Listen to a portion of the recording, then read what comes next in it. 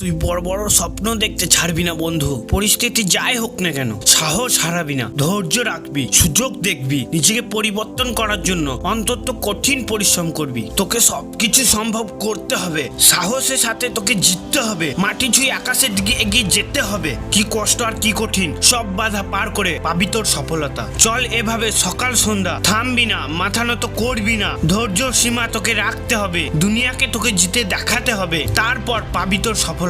সময়কে তুই দেখিয়ে দে, সব সময় তুই জবাব দে। তোর ওই মন ভাঙা কষ্টকে জেদের মধ্যে পরিবর্তন করে দে, তোর ওই জেদকে লড়াইয়ের মধ্যে লাগিয়ে দে, তোর ওই লড়াইয়ের তুই ওই শক্তি, লড়াইকে তুই জিতিয়ে দেখিয়ে দে। আসুক না সামনে যতই বাধা, বাধা আমি পার করে দেখিয়ে দেব, সফলতা অর্জন করে দেখিয়ে দেব, তারপর পাবি তোর সফলতা। এখানে এমন কেউ নেই বন্ধু যে ভালো সময়ের জন্য খারাপ সময়ের মধ্যে দিয়ে যায়নি। আজ তুই যদি কিছু না করিস তাহলে আগামীকাল নিজেকে বাহানা দিতেই থাকবি, আজ যদি কিছু না করিস তাহলে কালও তুই কিছু হতে পারবি না। আর এই কথাটা মাথার মধ্যে ঢুকিয়ে নে, তুই যদি কিছু না হতে পারিস তাহলে এই দুনিয়াও তোকে রেসপেক্ট করবে না। দেখ, আজ যদি তুই পরিশ্রম না করিস তাহলে পরে তোর আফসোস হবে যে কাশ যদি আগে আমি পরিশ্রমটা করতাম, তাহলে আজ এমন দুর্দিন দেখতে হতো না। দেখ, মানুষের মধ্যে কিছু না কিছু আছে, শুধু সেটাকে খুঁজে বের করতে হবে। যখন তোর মধ্যে এই ডিজায়ারটা জাগবে না যে আমাকে জানতে হবে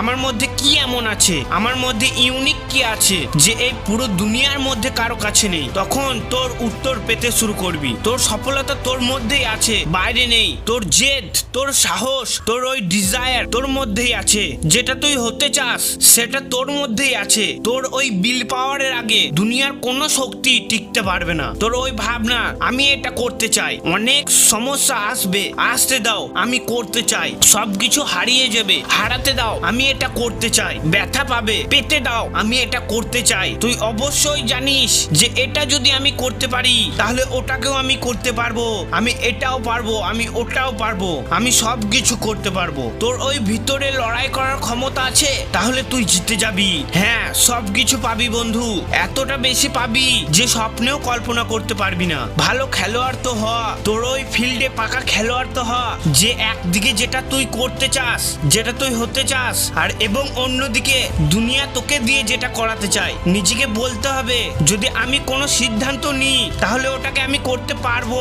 ফেল হওয়ার পরও বলতে হবে যে আমার মধ্যে কারেন্ট আছে, আমি আগে পৌঁছাতে পারবো, তাও তো আমি হার মানিনি। তাহলে এত খারাপ অবস্থা থেকেও যখন আমি আগে পৌঁছাবো তখন আমি কি হব? তাই তুই সফল হতে পারবি। তুই চেষ্টা কর, মেহনত কর, পরিশ্রম কর।